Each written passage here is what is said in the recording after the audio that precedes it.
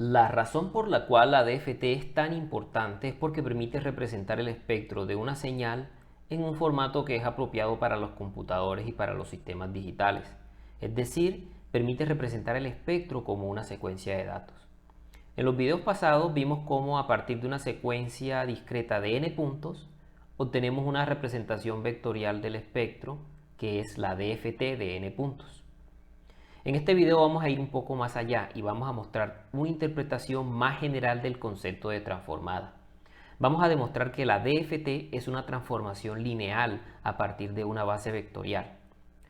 La interpretación de una transformada como base de representación vectorial es un concepto que usualmente se puede aplicar para muchas transformadas distintas, tales como la transformada wavelet o la transformada coseno. Sin embargo, en este curso nos vamos a limitar al estudio de la transformada de Fourier. Para comenzar, vamos a hacer un repaso de algunos conceptos de álgebra lineal, revisando tres conceptos claves. Primero, recordemos que si tenemos un conjunto de n vectores perpendiculares, entonces esos vectores son una base que me genera el espacio Rn. Eso quiere decir que cualquier vector en este espacio se puede expresar como una combinación lineal de estos vectores. Vamos a ilustrar este concepto con un espacio vectorial con el que todos estamos muy familiarizados, el plano cartesiano. Este plano corresponde al espacio de todos los vectores en R2. Por comodidad vamos a escoger como base dos vectores perpendiculares que correspondan a los ejes horizontales y verticales, y esos vectores vamos a llamarlos E0 y E1. Este par de vectores se conocen como la base canónica de R2 y se corresponden a los ejes X y Y del plano cartesiano. En este caso, como E0 y E1 son perpendiculares, entonces son una base de R2. Así, por todos es sabido que cualquier vector V que pertenezca a R2 podrá expresarse como una combinación lineal de E0 y E1. En esta ecuación, alfa sub 0 y alfa sub 1 son constantes. En segunda instancia, recordemos que se puede determinar que dos vectores son perpendiculares a partir de su producto punto.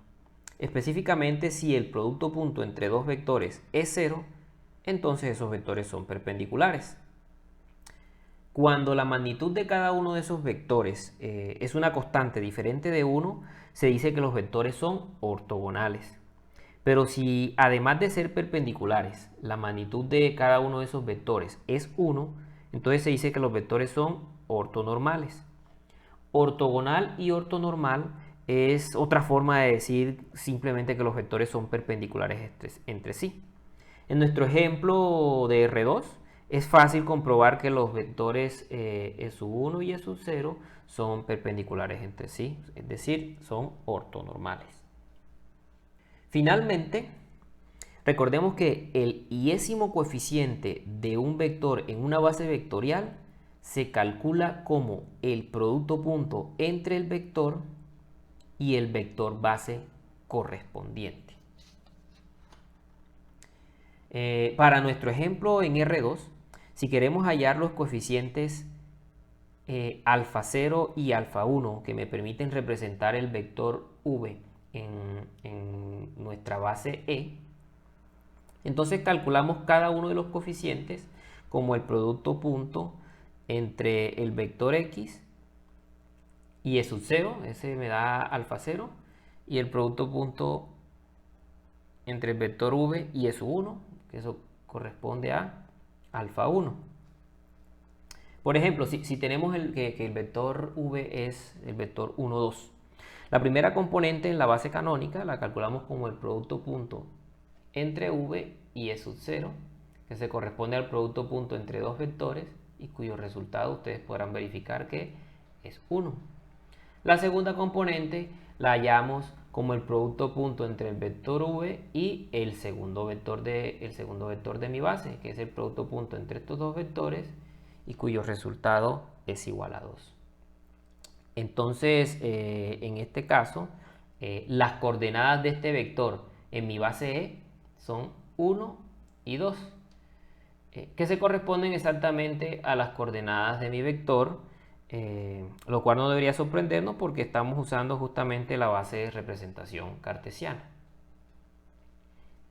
Entonces, para recapitular nuestro repaso de álgebra lineal, tenemos que un conjunto de n vectores en Rn son un conjunto de n vectores perpendiculares de Rn son una base en Rn. 2. Si queremos saber si dos vectores son perpendiculares entre sí, entonces simplemente verificamos que su producto punto sea igual a 0. Y 3. Si queremos hallar la iésima componente de un vector en una base, simplemente multiplicamos ese vector por el iésimo vector de mi base.